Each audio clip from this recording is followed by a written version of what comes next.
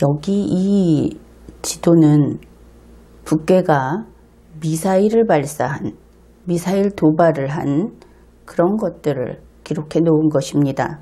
물론 최근의 것은 제외했습니다.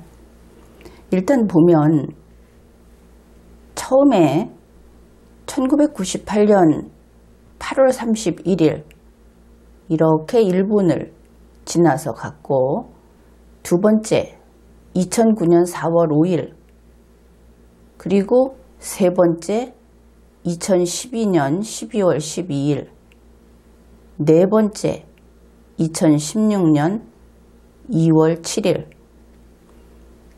다섯 번째 2017년 8월 29일, 그리고 여섯 번째 2017년 9월 15일 이렇게 미사일 도발을 했습니다. 이렇게 보면 대단히 위험해 보이고, 또 세계가 북괴의 이와 같은 행태에 분노하고 저것을 반드시 멈춰야 하겠다, 그렇게 이야기할 수밖에 없어 보이죠.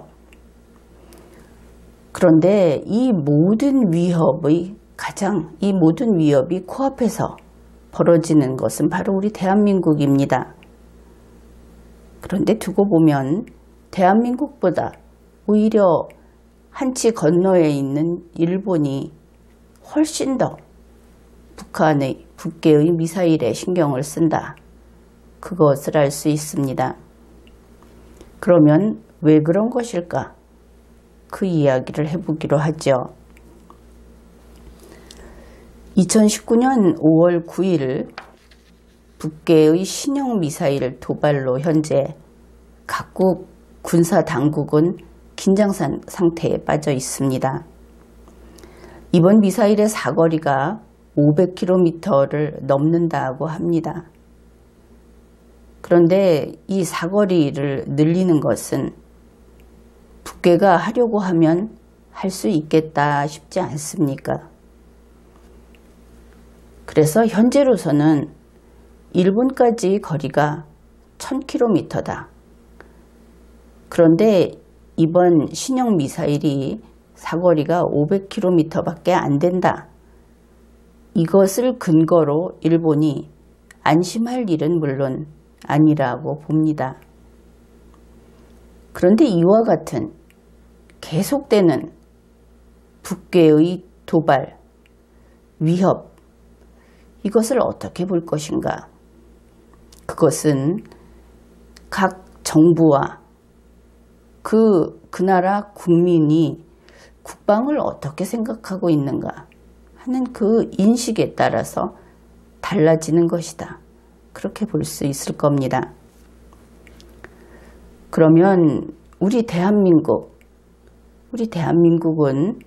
국가를 지키고, 또 우리가 자주 독립국으로서 앞으로도 계속 번영하면서 존재해야 한다 하는 이런 강인한 의지와 인식이 있는 것일까? 생각해 보아야 하겠죠. 어느 나라가 되었든 자주 독립국의 영토에 다른 나라의 미사일이 떨어지고, 그러니까 공격을 받고 자기 나라의 국민이 사망한다, 그런 일이 생기면 어떻게 할 것인가? 국가라는 이름이 붙어있는 집단이라고 할진데, 이 경우 열이면 열 다 보복합니다. 그것이 바로 국가의 길이기도 하죠. 21세기 싸우지 않고 서로 합의를 해서 관계를 정리해가는 것이 옳다, 그렇게 이야기하는 21세기에도 국가라는 존재는 철저히 자국 우선주의를 취하는 것이, 그것이 거짓없는 본 모습입니다. 바로 이러한 국가에 있어서 공격을 받고 하는 이해, 그런 용서, 이것은 곧 패배이며 굴종을 의미합니다. 만일 북괴가 이스라엘을 공격했다 해 봅시다. 그러면 이스라엘은 보복합니다. 북괴가 미국을 공격했다. 미국은 보복합니다. 이 북괴가 일본을 공격했다. 일본도 보복합니다. 북괴가 중국을 공격했다. 중국은 이때다, 마침 잘됐다 하면서 보복하겠죠. 만일 러시아를 공격했다 하면 어떻게 될까? 러시아는 10배 보복합니다.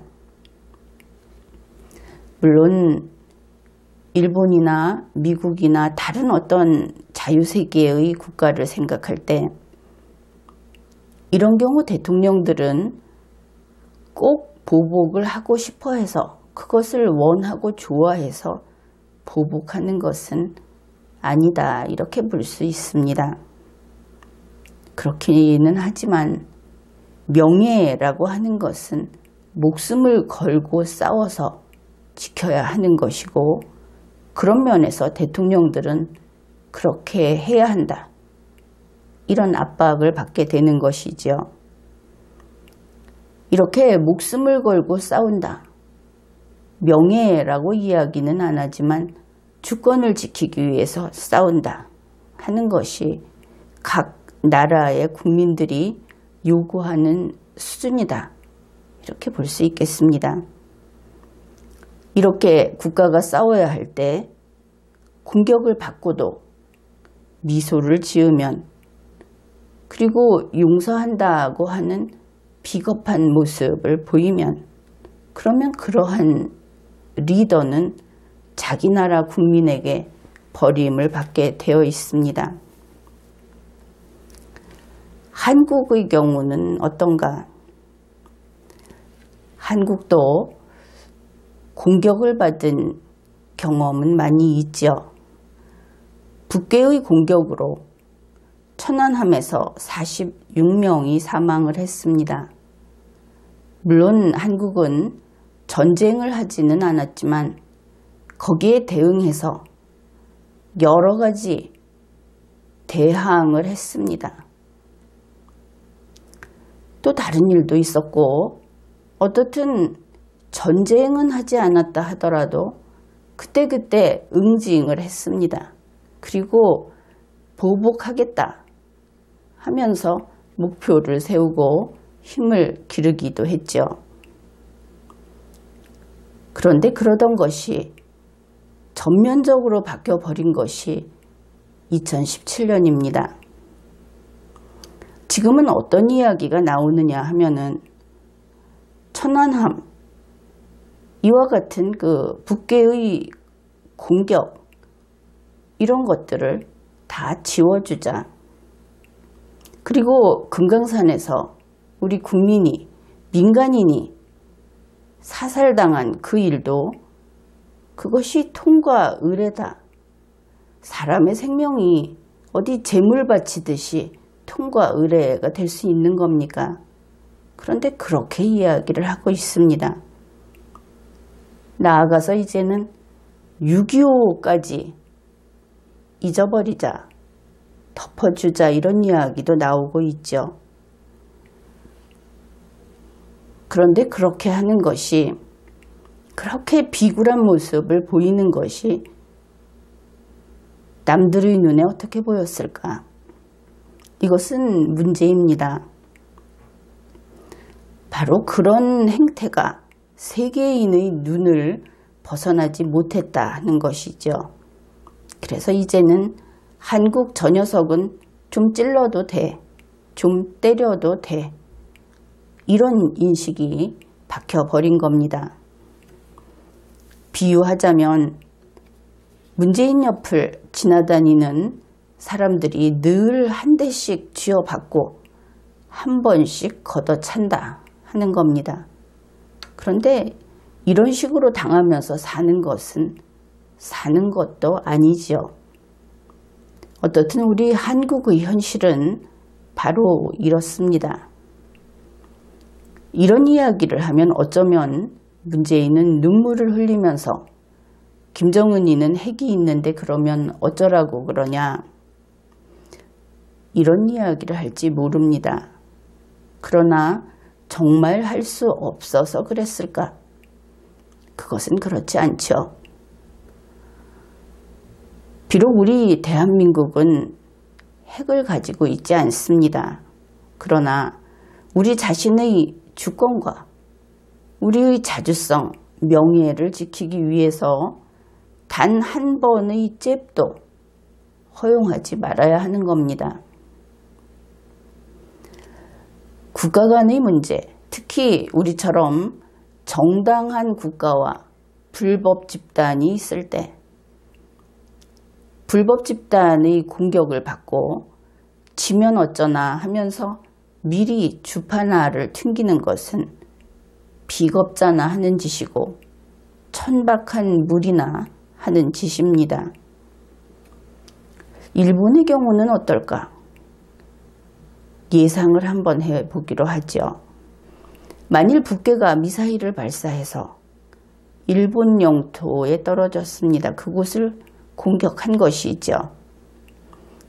그런데 일본 국민이 1명 사망했다. 이렇게 되면 일본은 어떻게 할 것인가? 아베 총리는 고민할 겁니다. 고민은 하겠지만 결론은 단일하게 정해져 있죠. 보복하는 겁니다. 전쟁을 감수하고 보복해야 하는 것이죠. 설령 얻는 것보다 잃는 것이 더 많더라도 주권과 국가와 국민을 지키기 위해서 싸워야 하는 겁니다. 그리고 바로 이와 같은 경우에 싸우는 국가만, 바로 지금 이 순간에 싸우는 국가만 미래에도 국가의 주권을, 국가의 자주성을 지키는 겁니다. 남들이 함부로 덤빌 수 없게 되는 것이죠. 물론 이것은 가정적인 이야기를 했습니다. 그러니까 실제로 그런 일은 일어나지 않았다고 하기도 어려운데 우리의 경우와는 다르게 일본은 아직은 일어나지 않았다 할 수 있겠죠. 그래서 이것은 미래의 가정적인 상황이다. 이렇게 이야기를 한 겁니다. 그러면 미래의 일이니까 모르는 척 할 것인가? 그렇지 않죠. 우리 인간은, 현명한 인간은 미래를 예측하는 능력이 있습니다. 바로 그래서 학습하는 것이고 역사를 기록하는 것이고 그런 것이죠. 그래서 이러한 예측할 능력이 있는 우리 인간은 예측하면 거기에 대비를 해야 하는 겁니다. 무엇이냐? 북한이 못 쏘게 해야 하는 것이죠. 왜냐하면 방금 이야기했듯이 일단 쏘면 죽기 살기로 전쟁을 할 수밖에 없다. 그러니 전쟁을 원하지 않는 모든 자유세계에서는 북괴와 같은 이런 테러 집단을 애초에 쏠 수 없게 만드는 것, 그것이 모두의 정의다. 그것이 평화로 가는 길이다. 이런 것이죠. 그러면 전쟁을 하게 될 수도 있겠구나. 불한당이 있으면 원치 않아도 전쟁을 해야 하는구나. 그러면 어떤 준비를 해야 하는가? 상대가 자기를 건드리지 못하게 하는 것은 물론이고, 만일 불의에 그러한 충돌이 있었다 하면 전쟁을 해야 하니까 전쟁을 하면 반드시 이길, 승리할 만한 힘을 가지고 있어야 한다. 그런 것이죠. 이런 이야기가 있긴 합니다. 죽어도 싸운다. 힘이 없어도 싸운다 하는 이야기죠. 그것은 바보나 하는 소리입니다. 싸우면 이겨야 하는 것이죠. 그러기 위해서는 평소에 싸울 일이 없을 때 힘을 길러 두어야 하는 겁니다. 만일 자기 힘이 좀 부족하다. 그러면 동맹국들을 불러서라도 같이 싸워야 하고 그러한 동맹의 힘도 큰 힘을 가지고 있어야 하는 것이죠. 그리고 나서 싸울 때는 죽을 힘을 다해서 싸우는 겁니다. 여기에서 혼동하면 안 되는 것이 죽을 힘을 다해서 싸우는 것이지 죽으려고 싸우는 것은 아니다. 죽어도 싸우는 것은 아니다 하는 겁니다. 그것은 싸우는 것이 아니라 죽는 것이 되겠죠. 그래서 일본의 경우는 미국도 마찬가지이긴 한데 이러한 전쟁을 막기 위해서 북괴가 쏘지 못하게 그래서 겉으로 보기에는 미리 좀 두들겨 팬다 이렇게 보이는 면이 있기는 있습니다. 그런데 이것이 무력이 아니고 정치적으로, 경제적으로, 외교적으로 그리고 군사적인 면에서는 힘을 보여주기만 하는 이러한 과시를 통해서 그래서 덤벼들지 못하게 한다. 전쟁 준비라고 하는 것은 공격에 대비하는 겁니다. 자주국방을 하는 것이죠. 여기에서 혼동하면 안 되는 것이 자주국방, 공격에 대비하는 것을 방어에 대비하는 것으로 생각을 하게 되면 이것은 이미 급이 2급, 3급으로 더 낮아지게 됩니다. 공격에 대비하는 능력이 방어력이다. 애초에 그 기준점이 다른 것이죠. 이것은 여러분이 잘 생각해보고 제대로 그 위계질서를 한번 잡아서 순서를 정해 놓으십시오. 그래서 일본도 마찬가지다. 전쟁을 피하기 위해서 북괴를 억제한다. 아예 못 쏘게 하겠다. 게다가 워낙 약속을 지키지 않기 때문에 아예 그러한 무력을 못 갖게 하겠다. 이것이 현재 세계에서 합의한 사항입니다. 일본이 보복을 한다고 했는데 바로 전쟁을 막기 위한 보복, 그것이야말로 평화의 수단이다. 그런데 일본이 그런 국가가 아닐 것이다.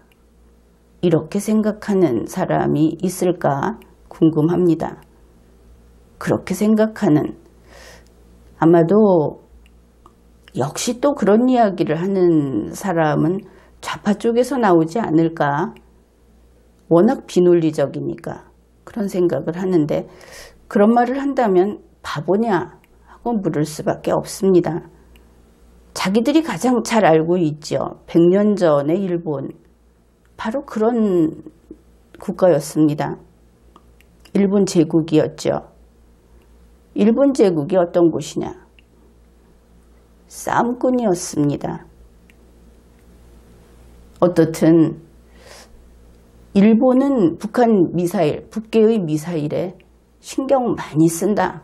그리고 벼르고 있다. 한국은 어떻게 할 것인가? 그리고 한국 국민은 이 상황을 어떻게 보고 있는가? 궁금한 부분입니다. 지금까지 리걸마인드 연구소였습니다.